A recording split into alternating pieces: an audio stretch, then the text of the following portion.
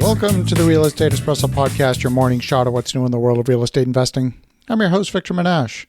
On today's show, we're talking about putting information where people are looking. Gary Vaynerchuk is the CEO of Vaynermedia, a New York City digital marketing firm.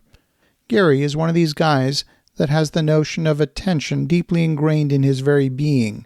He tells the story of how when he was a young boy, he would run a bunch of lemonade stands.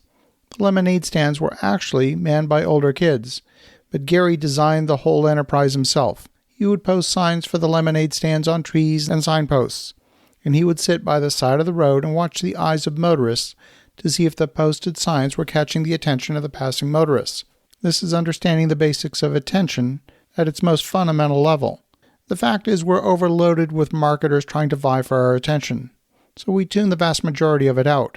If you, as an investor, a sponsor, or developer, want to connect with potential investors, you want to be paying attention to where people are looking. Well, on February 22nd of this year, Magnify Money, which is a wholly owned subsidiary of LendingTree, published a paper based on some market research they conducted with their clients. There are a number of fascinating findings in this report. Number 1, nearly 6 in 10 investors aged 40 or younger are members of investment communities or forums like Reddit or groups of other like-minded investors. And we're talking about online forums. YouTube is the top source for investing information among young investors. 41% turned to YouTube in the past month for investment information. 22% of Gen Z investors say they were younger than 18 when they started investing, versus 8% of millennial investors.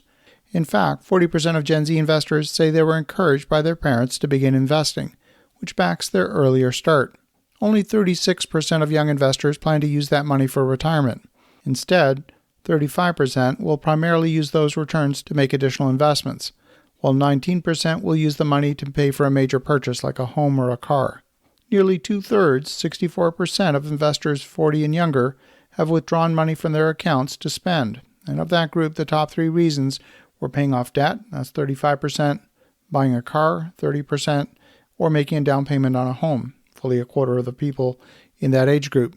As an investor, you might be thinking that having a YouTube channel is not the best way to reach your potential investors.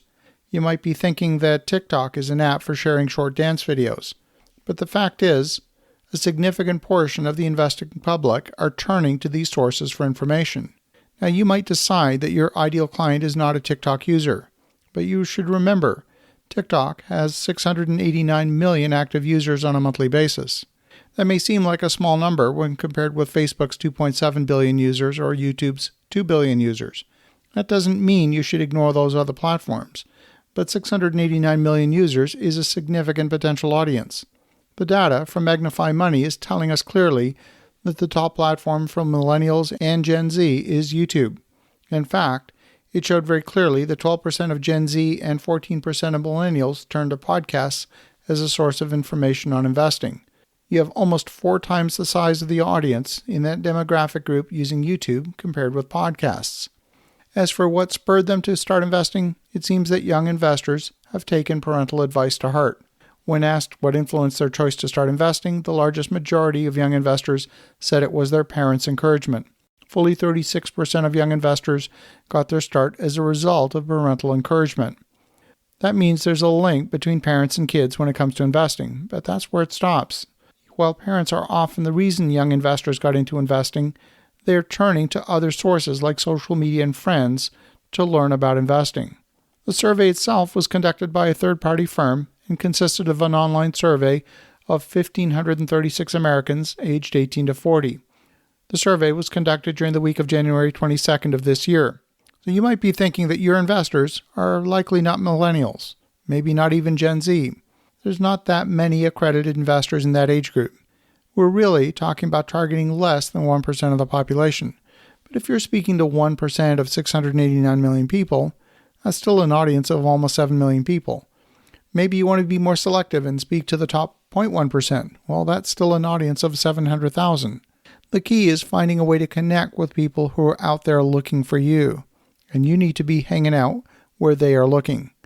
This particular study provides new insights that were not part of the conventional wisdom when it comes to investment education. As you think about that, have an awesome rest of your day.